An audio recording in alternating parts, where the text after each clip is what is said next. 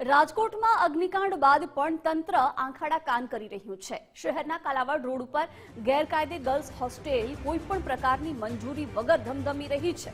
હોસ્ટેલમાં માત્ર એક જ એન્ટ્રી અને એક્ઝિટનો ગેટ છે। ગેરકાયદે ગર્લ્સ હોસ્ટેલમાં રસોડું નીચે ચાલી રહ્યું છે। જો કોઈ મોટી દુર્ઘટના બને તો આખરે જવાબદાર કોણ? શું તંત્રની રહેમ નજર હેઠળ આ ગર્લ્સ હોસ્ટેલ ચાલી રહી છે?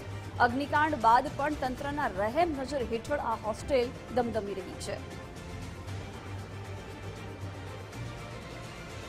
ટીઆરપી અગ્નિકાંડની જે ઘટના છે તેના ઉપરથી મનપા તંત્રએ આમ તો શીખ લેવાની જરૂર હતી, પરંતુ તેવું થયું નથી। કારણ કે રાજકોટમાં આજે પણ આ પ્રકારના ગેરકાયદેસર ખડકલાઓ છે તે અનેક જગ્યાએ જોવા મળી રહ્યા છે ને રાજકોટમાં વધુ એક આ પ્રકારની ઘટના સામે આવી છે। રાજકોટના કાલાવડ રોડ ઉપર આત્મીય યુનિવર્સિટીની સામેના વિસ્તારની અંદર આ ગેરકાયદેસર હોસ્ટેલ છે તે ધમધમી રહી છે।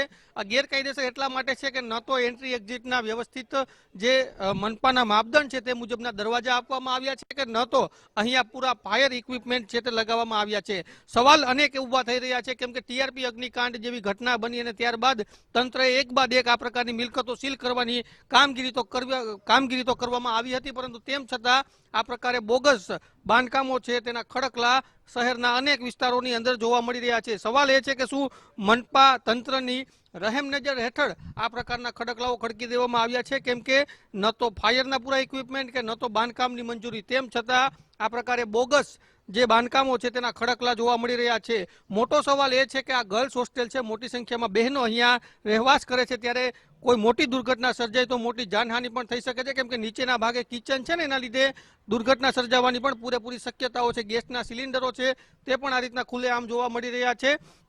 અગાઉ મનપા દ્વારા જ્યારે ટીઆરપી અગ્નિકાંડની ઘટના બની હતી ત્યારે એવું કહેવામાં આવ્યું હતું કે આ પ્રકારના ગેરકાયદેસર બાંધકામ છે તેને દૂર કરવામાં આવશે અથવા તો તેમની વિરુદ્ધ કાર્યવાહી કરવામાં આવશે, પરંતુ કાર્યવાહીના નામે માત્ર એન્ટ્રીઓ થતી હોય એવું લાગી રહ્યું છે ને હજુ પણ રાજકોટ શહેરમાં આવા અનેક ગેરકાયદેસર બાંધકામોના ખડકલા જોવા મળી રહ્યા છે।